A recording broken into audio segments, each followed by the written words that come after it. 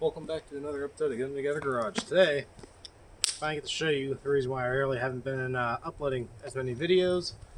I mean, like actual videos, not shorts. Well, it's because of this place. Kind of got a new location, and it's better for the channel, and it's going to allow us to grow a lot more since I have more roaming area to work around.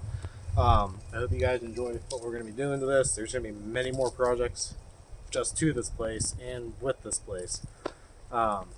It's been a little bit of a hassle. It's a few months in progress kind of deal. That's why I haven't really been posting too much, because I've been trying to fix up a few things around just to make it workable for us, and for the most part.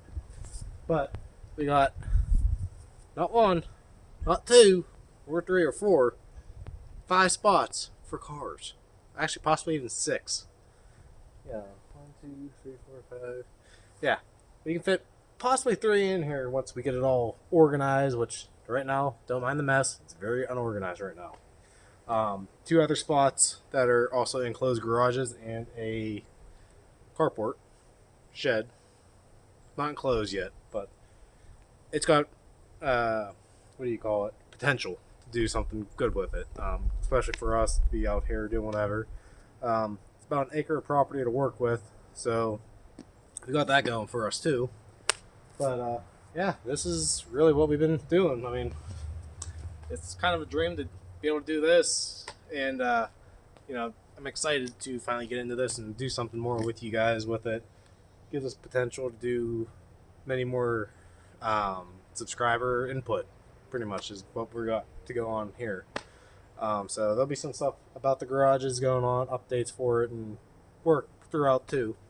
But for today's work though, we got to do some work on the 90 Chevy, because she's due for an inspection. She needs some ball joints and brakes. Well, not brakes, but brake system components that are questionable right now. So that's what we're going to do today, and I'm going to show you guys around in here a little bit. Again, don't mind the mess. It's very messy right now because we're still not situated there.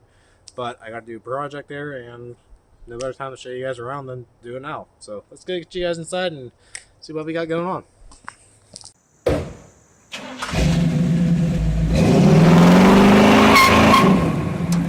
Alright, so before I take the wheel off, there's one way to show you how you can tell if you have a bad ball joint or not.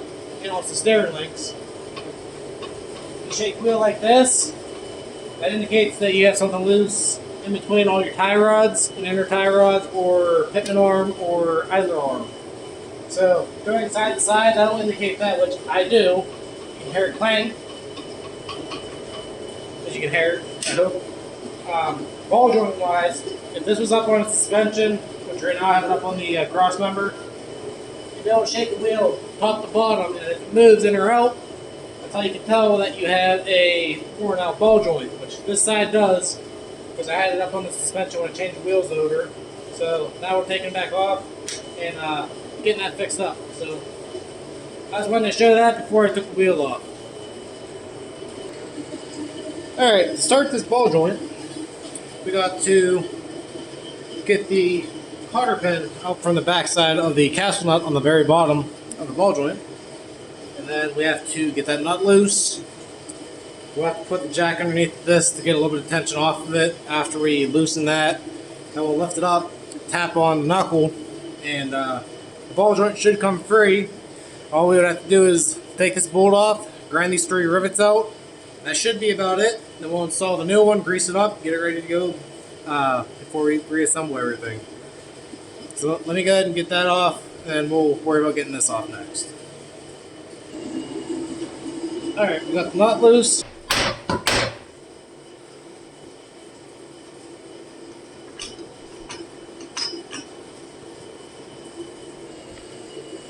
Alright, so after the ball joint drops out, just took a few extra slings to get it down. I'm going to go ahead and jack the suspension up just a little bit to get the ball joint to come loose. Take this nut off.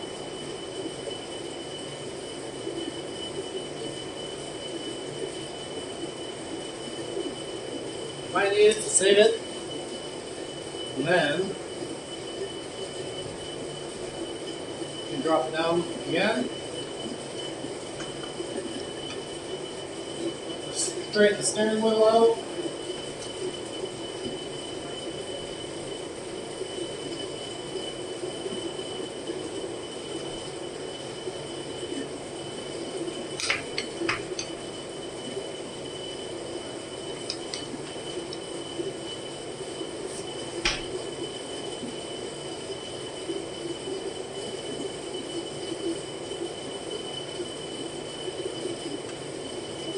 Okay. That's loose. We'll get this nut off, grind these off. We'll show you how to put the new one in.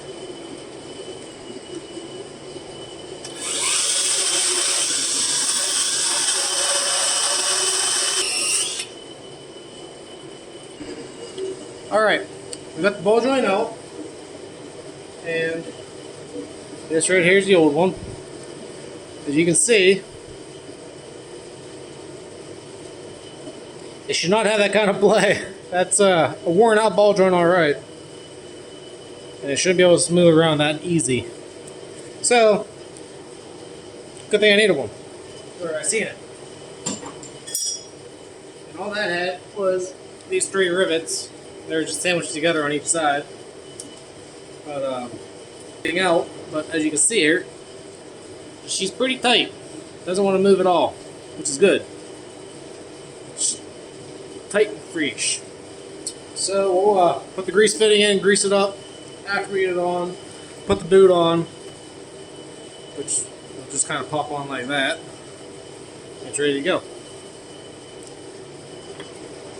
They give you new hardware, give you the bolts and nuts you need, and the new cage nut too. So it's ready to go on. We gotta get this cleaned up, and I'll show you the installation. Alright, so we got everything ready to go. What I'm going to do is I'm going to spray some anti-seize on the piece that goes into the knuckle. That way, next time if I have to do this again, which more than less likely will have to down the road, it'll always be ready to go for us. So, this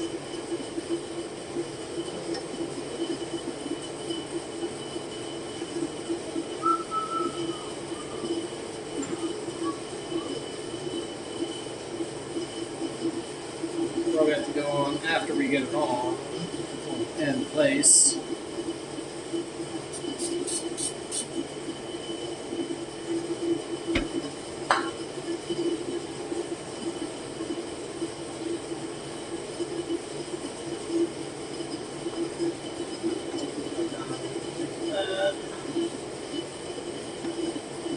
Okay. Now take our bolts, depending on which size you got. Mine's the longer ones. They give you 2 different style bolts. They give you short ones. They give you 4 longer ones as well. We're going to be using the longer ones. Spray these with anti-seize too.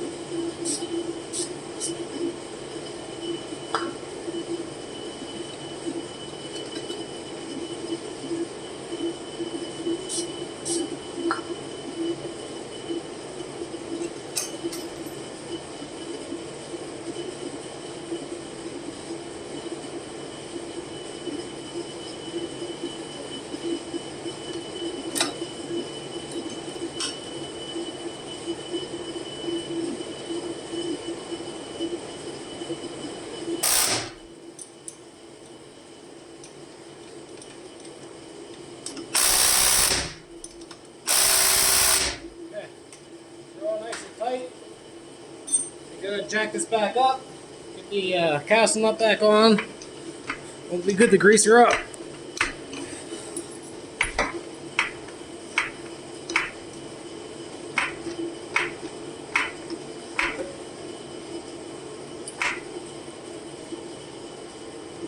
Before I do that,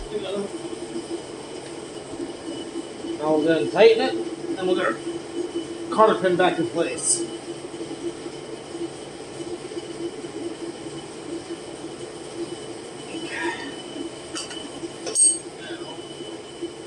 See if it lines up.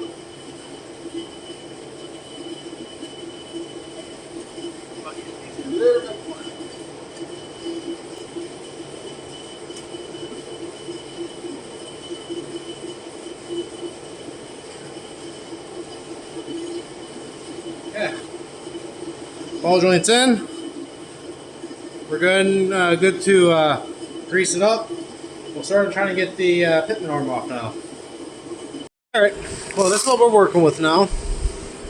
So this is the pitman arm, and it looks like it's right shape and everything. So we're going to go ahead and get the fitting in there. This goes on to this area here. We'll grease this up before we put this in there because it's kind of a hard spot to reach and it looks like a nightmare. And I should still be able to get it out from the top, so that's good. We have to disconnect the steering link, or the steering shaft from the top. I want to try to clamp off the lines so that way no fluid leaks out from the pump. If not, we'll have to get a reservoir or a catch drain to put it down just to catch all the oil dropping out. But we're going to drop the steering link that Rough Country made, so that way we can get this to drop down, and we will get, I believe there's 3 bolts. Gotta fold that up out of the way to access this bolt and these 3. Then just one to hold the steering shaft on. Make sure your steering shaft is centered, so that way when you pull it back up, it's not going to be giving you a cockeyed style alignment whenever you put everything back together. So, which mine luckily goes right up next to the the front diff, so that'd be easy to put back together. I'm gonna go ahead and get this put in, get this greased up, assembled the way it needs to be, and then we'll start getting the gearbox out. So there's a few things we got to do here, which I made sure my steering wheel is centered to the dash on the truck, which is straight. What I'm going to do is I'm just going to mark this just to kind of help me out a little bit, to make it a little bit easier to, you know, line it up to go back on.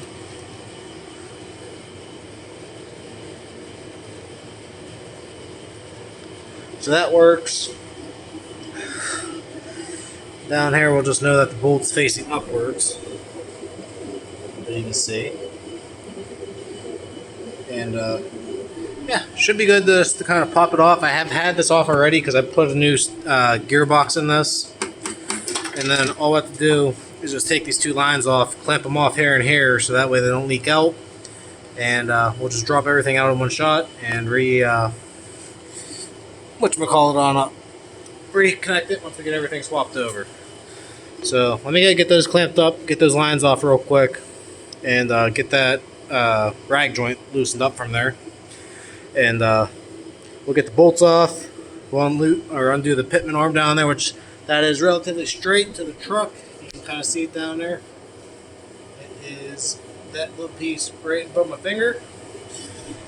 So that's all good to go. Let's go and get these off and go from there. Alright, so far everything's going good. I got, show you, got my lines disconnected up there. I have the nut off of the pitman arm, so we're trying to get the steering link off of the pitman arm. I have the steering shaft slid back just the slightest bit right now, so I can mark where I took it off. It's gonna be hard to do exactly right, but that's what we're working with. So as long as it stays in the right spot, we should be good. We'll kind of see how it looks after I start driving it around. We can recenter the steering link or the steering shaft back onto this once back together again if we have to. So now I got a ball joint separator, and we're gonna try to get the right here. I'm gonna smack it in and separate the pitman arm from that steering link. So let me get that and the gearbox dropped out, and we'll go from there. Alright, well, we got the gearbox out, and again, shouldn't have any play in it, but it does, so that's fine. Now, I also marked where this steering shaft is, which if you turn it on, mine's pretty much about straight up and down with where it has to be. I mean, going this way, it's about as horizontal as it's going to get, or vertical, however you're looking at it. But it's as straight as with the gearbox as you're going to get. So Now we got to get, I believe it's a 34-inch bolt or a socket I need for this, and then we'll get the Pitman arm puller, pop that off, and then we'll put the new one on and crank it down, I think, to 180 foot-pounds or something like that, and go from there. So let me go find out where I have a 34-inch socket, and we'll pop this bad boy off.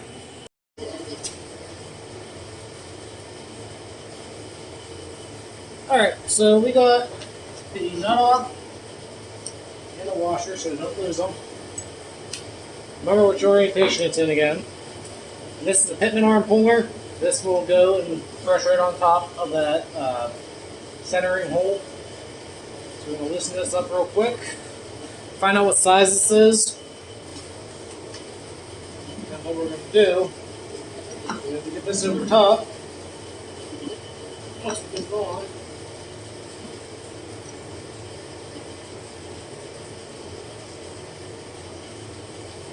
I'm going to mark which way it angles, just in case I ever forget to. At least I'll have an idea of where it has to be.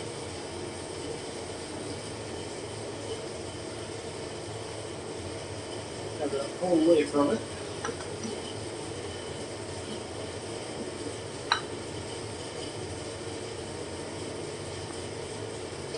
Okay.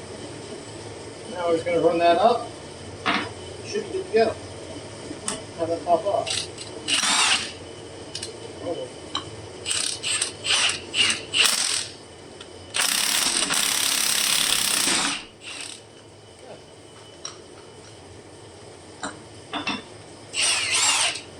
And that's all we need the Pitman arm puller for.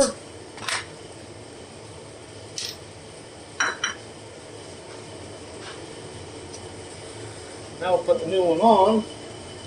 And make sure you know which orientation it's going to go, and there's keyways so you can't really mess it up. We'll only go on one way. We'll put those together.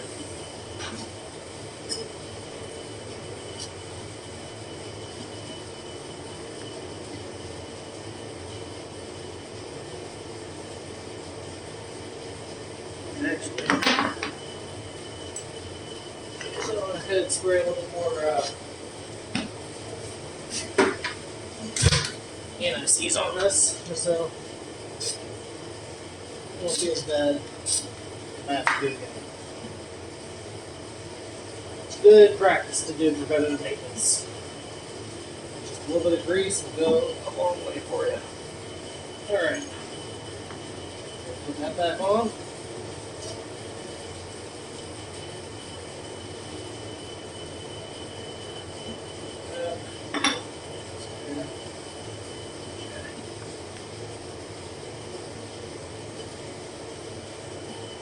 Now, this will get torqued down like 180 foot-pounds.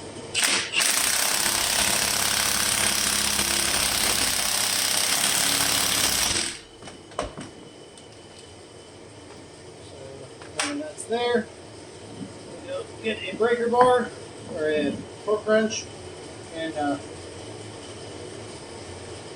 make sure it's up to spec for that.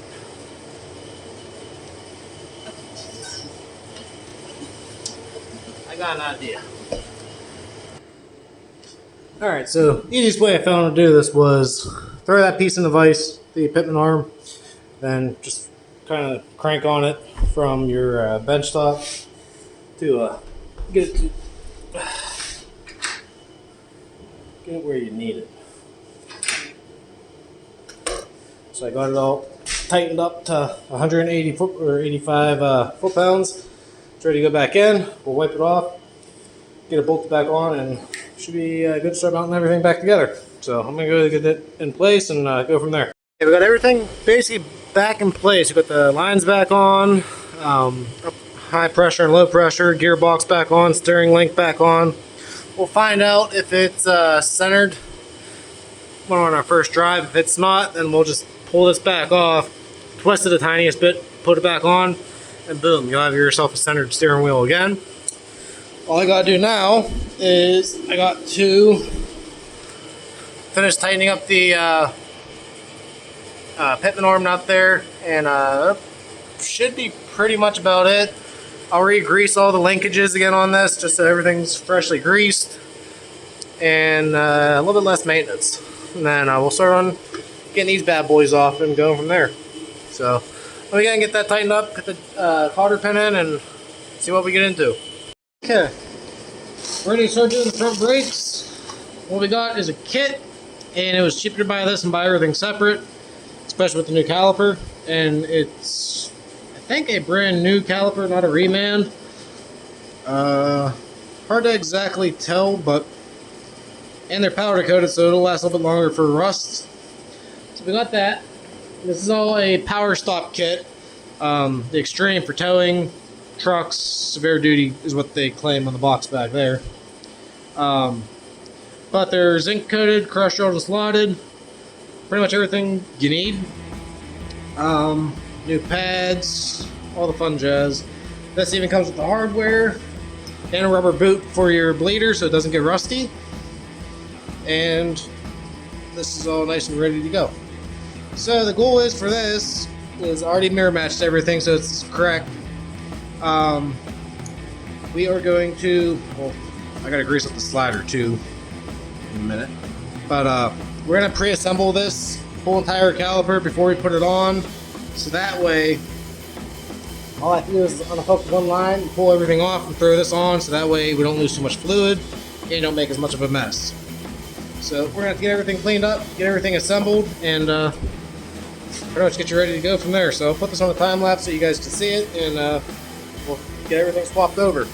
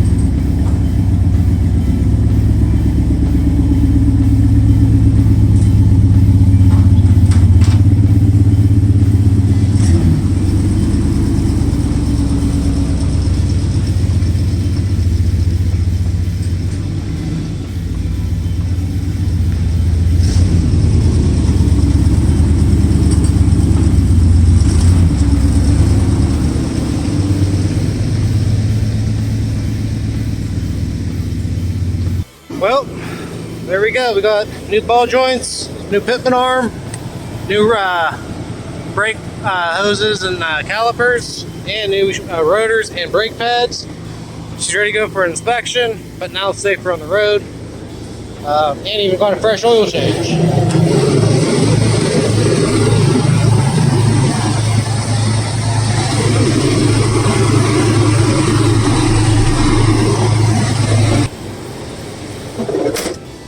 But all in all, we did good. First, project in the new garage, new location. It needs some work, but it'll do good enough for me. But I can show you. I mean, we can probably knock this wall out if we have to. We can fit another car straight back here. And that'll be our third spot for this spot. But then we can fit possibly two more just in between these two areas. It'll be tight over here, but I mean, we'll pull one out to work in the area. But two garage doors for the other two garages since it doesn't have any. Plenty of shelving and pegboards for doing for our tools and whatever else we have. I mean, the guy was kind of a wood engineer, carpenter, whatever you would like to call it. But this is the attached workshop area. This is going to be getting a lot of upgrades within a time frame. I mean, a little while till we accumulate some spare money, but more pegboard, more shelving. Look at all this fun jazz. Guy used to have a bunch of these, and it's for all your hardware. So I figure that's a good idea to use. It came with a bench, vise, which I already used this for the pitman arm. But all in all, nice little area. It works for what we're doing, and it's a good start to get us back on, get us up there. So I'll go show you the other spots real quick, and we'll clean up this area, and we'll go from there.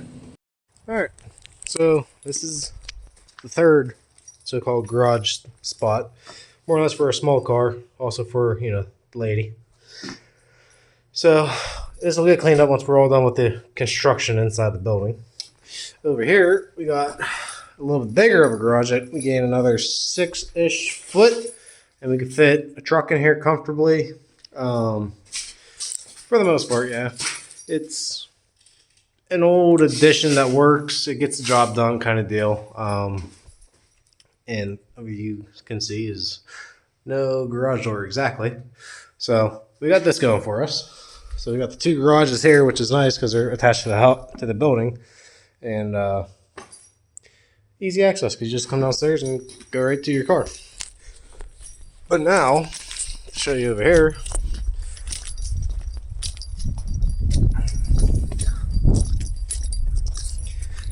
But there's the garage workshop.